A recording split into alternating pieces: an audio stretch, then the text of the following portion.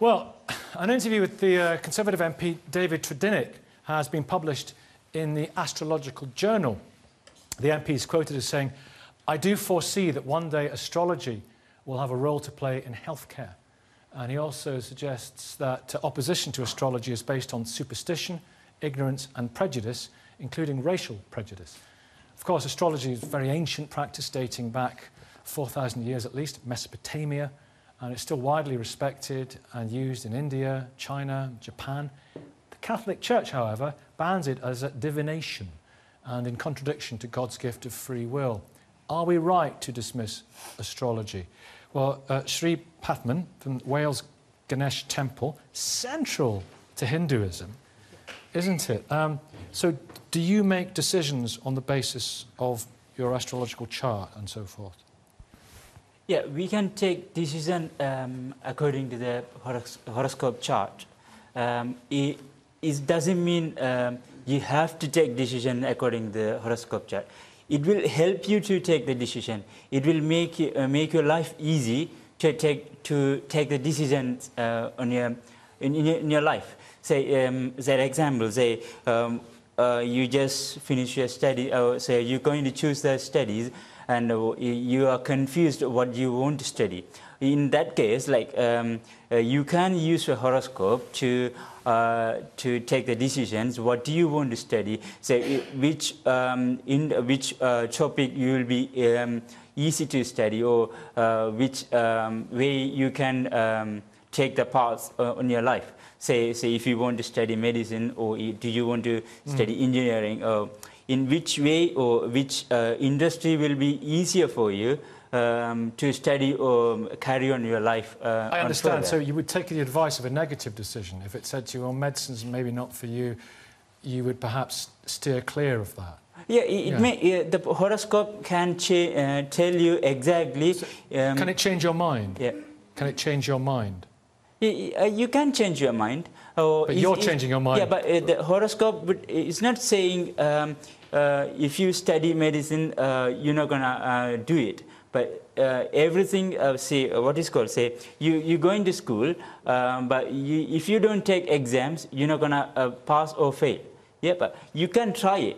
Yeah, it's up to the personal decisions. But if you're going to use the horoscope, it will tell you that if you study medicine, it'll be easier or harder. I understand. So if you, I just want to say, while we have the time, you know, we have a lot of people on here discussing a lot of different things, and sometimes people come on, for example, and discuss homeopathy. We had that debate recently. They claim there is science behind it. What is behind this? Do you believe is the science? What's the theory? What's going on? Light, beams, or I mean, what is it? Yeah, in this place and at this second, the planets in the space, they're producing the waves, the energy. That energy make certain kind of vibration, or in this place is make the vibration. So if you move to London, it's going to be different vibration in this atmosphere. If you move to China, it's going to be a different vibration. So when the baby born in this vibration, that baby's mental and the physical body get used to the vibration. So when it gets changed, because of the movements of planets and then movements of planets, when the vibration gets changed, the babies or the person or that life's body and the mental is find difficult to adapt the new vibration. Okay, so right. That's what the astrology basically move on their lives. That's the science behind it. Remember, Opa, your grandfather was a notable astronomer. Astronomer, not astrologer, astronomer. He studied the science of space. Well, you heard that there. I kind of don't buy it, I'm afraid. And the reason is because the star signs, they're an accident in the sense that they're not actual cohesive units in space.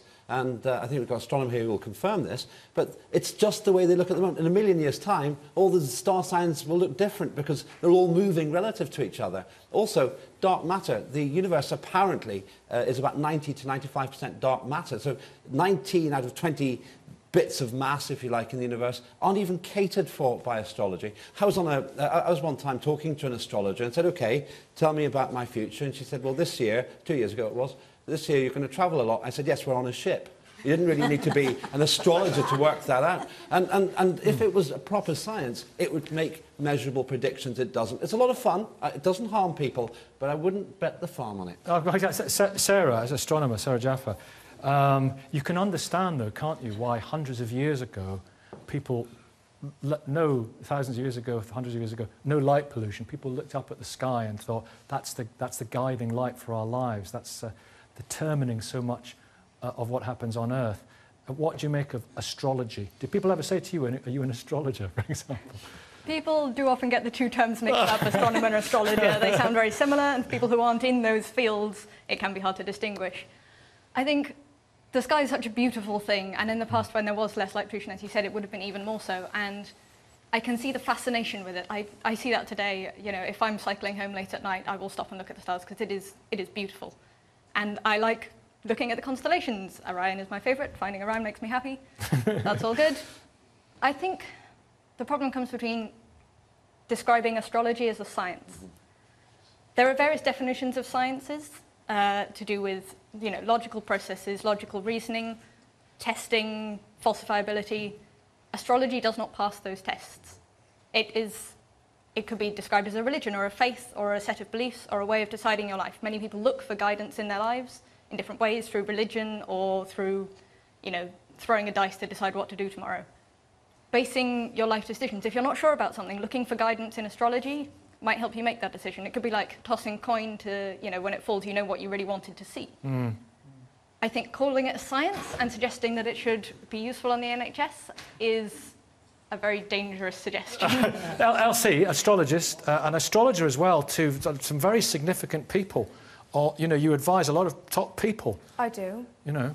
I do. I have clients that are barristers, consultants. I have clients that are in various other professional jobs. At the end of the day, I always tell them what I will find and what I tell them, whether it's a psychic reading or whether it's partly astrology. But I also do tell them that they have free will when they walk out of the door. I do actually, and this is a rarity for me, agree with the Tory MP that it is a form of discrimination to dismiss other people's faiths and beliefs. And quite frankly, if we were all more tolerant and respected other people's faiths and beliefs, then we would have a lot more peace in this world. Whether you want to call it a science or not is up to you. But you believe in it. I mean, I believe it. And, Capricorns, you know, what are Capricorns like? Capricorns are very grounded people. They're always very shrewd in work and money. The Capricorns I know are all usually high flyers. There are a lot of Capricorns that are self-made millionaires. You'll find Libras, they're the scales of justice. A lot of Librans go into community work, like social work, justice, doctors. Cancers are the nurturers. They go into things like nursing. 1 second. So What's the top sign of you, Lambert? Well, you tell me. No, I know. You tell us. No, you tell us. No, you tell us. What is it? I happen to be Pisces. Pisces. What are Pisces like? Pisces are water signs. They're very intuitive, they're romanticists, they're dreamers, they're very kind and caring people. And we know what Lempitt's love life has been like. So there's the fact. He's a romanticist. I'm afraid I'm a Capricorn. You're a dreamer. Capricorn. I don't fit your description. No, well, you work. You work hard, do you not? Capricorns work hard. Do you not work hard? Do you? Well, I don't work hard nearly as hard as I should. Well, you should. We discussed earlier that MPs work full-time and have second jobs. Wait. You work very hard. Come on, MP, come on. No, hang on. You do work hard, don't you?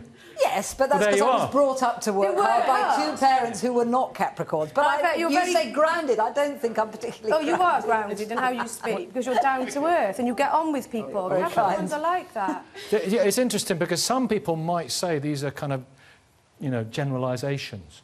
And if you say to somebody, like, Stephen, you're very hard-working, you've got a lot of really loyal friends, aren't you? Sometimes you're not the tidiest person in the world.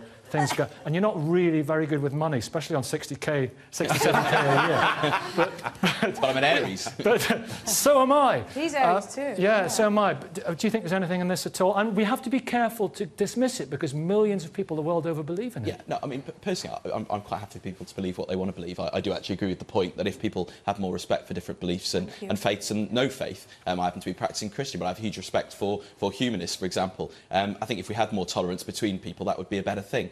Personally, I don't think you can describe astrology as a science. I think that's a very important point. But, you know, if people want to believe it and it makes them happy, then I don't see a problem. That's slightly patronising, though, isn't it? Let me hear from Mike here. It's humanist, Cardiff humanist, yeah.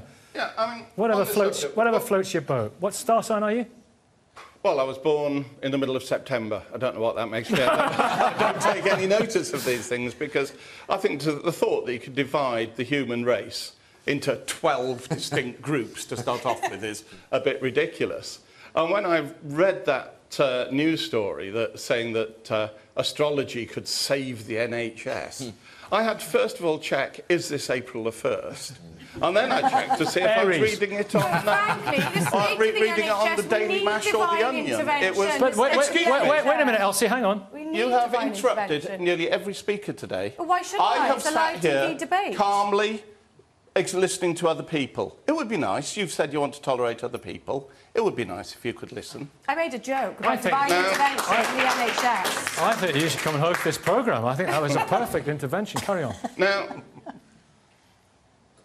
to say it's a science and to say, oh, you can call it a science if you want, is ridiculous. Science is something that is very clearly defined. The scientific method uses theory. The writing of somebody will come up with a theory, they'll write a scientific paper. Can I ask you about that? Have evidence to back that up. I'm terrified to in any way interrupt you, but let me just say, and I'm still with you here, Mike, there have been in neuropsychological peer-reviewed magazines indications, there are studies that show season of birth does affect temperament. Now, these are peer-reviewed. Now, scientists say it's to do with natural vitamin D, it's to do with day length, it's to do with the production of serotonin and dopamine. That's what they believe. But there are statistically significant studies.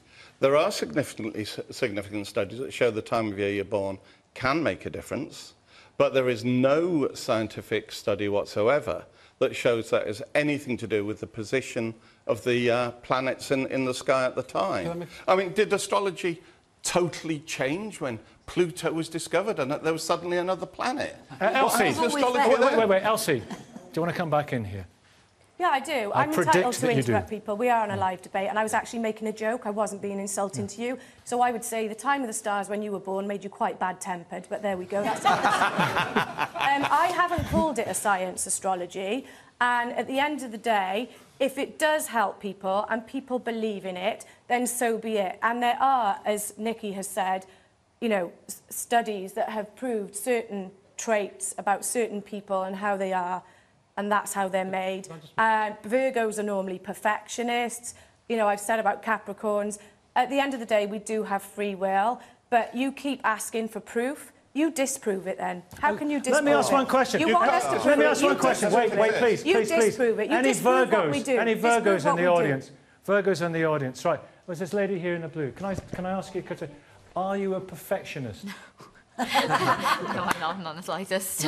Are you a perfectionist? My wife will tell you no, but... Is there something that you're very sort of passionate about, or that you like things to be tidy, or your car has to be tidy, or certain things? The Virgos are normally very neat, very tidy. They're very hard-working as well, Virgos are. I'm a community nurse, and my car is a tip.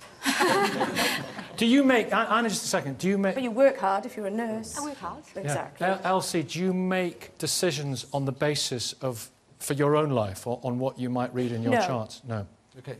Right, because I don't have time. You don't have time, It's a tiny little thing that's Anne. creeping in here that's making me a little bit nervous because I find it really patronising. If it makes you happy, dear, you can believe it. Now, look, I'm not an astrologer. I'm perfectly willing to accept that there may be a lot in it. But either there is or there isn't. We may not be able to determine whether or not there is. But this idea, it makes you happy, you know, it doesn't matter whether it's true or not. I'm a Christian, not because it makes me happy, but because I believe it to be true. And I think that's a really important distinction. We may not know yet. We may not know for several hundred years. It seems to me perfectly possible that gravitational pulls have an effect. I don't know. They're too far away. The moon's a different case. But the point I'm trying to make is let's think it's OK just if you believe it makes you happy. Let's discover whether it's true or not. Wait a minute, Richard. I think that most of this debate has been about kind of newspaper astrology, and I don't think that's really true. No. Most of this discussion today has been about the kind of astrology you hear in newspapers. Whereas I think the original gentleman was, as it were, a different level of discussion, to be frank. And I think his way of looking at astrology is no more irrational than to believe in the big old dude in a white beard beyond the clouds who, you know, if you start saying that God is doing this here and there, then that gets problematic. But at that level, divine intervention. I've got issues about the newspaper astrology, but I have to say, when I was at university, I did psychical research into extrasensory perception. There was no doubt at all in our evidence that some people have this psychic capability. So in that sense, what you are two saying is really interesting. I dismiss the Zodiac as... Cosmic intervention. No, the actual physical Zodiac. I mean, I think that was a useful vehicle when we didn't know more about astronomy. But actually, when it comes to the science of psychics, a chap called J.B. Rhine, almost 100 years ago, pretty conclusively proved that we have extrasensory perception. If we go down that path, now you're talking. I think it's a very dangerous idea that we shouldn't discriminate between different ideas. You should never discriminate against people, but of course you should discriminate against different ideas. Some ideas are true, some aren't. And with the NHS case, we're talking about spending public money. Of course we shouldn't spend public money when budgets are tight on things that are completely unproven. The idea is everything should be up for debate. Yes, of course. And this idea that because you can't disprove something, therefore it must be true. Well, I can't disprove that there aren't fairies at the bottom of my garden. Does that mean I should just accept that they're down there? Fairies? Of course not. Fairies. Oh, fairies, right. Depends where you live. Well, either, yeah. Elsie, last word. Be interesting to see, because I've seen this before. The programme will end and then people will be sidling up to you saying... Can I have a quick reader? They will. Yeah, absolutely. If anybody wants to come and see me, they can. At the end of the day, what the Tory MP said about the NHS, bringing in things like astrology and other alternative therapies may take pressure off nurses and doctors. I absolutely agree, because there are certain holistic therapies that could work, and we need to give credit to how hard the people in the NHS work to make our country's public better. Absolutely, you work in the NHS, and we're all going to help you tidy your car. Thank you all very much. Thank you for your contributions today. We'll be back next week. So, thanks for watching. Live long and prosper.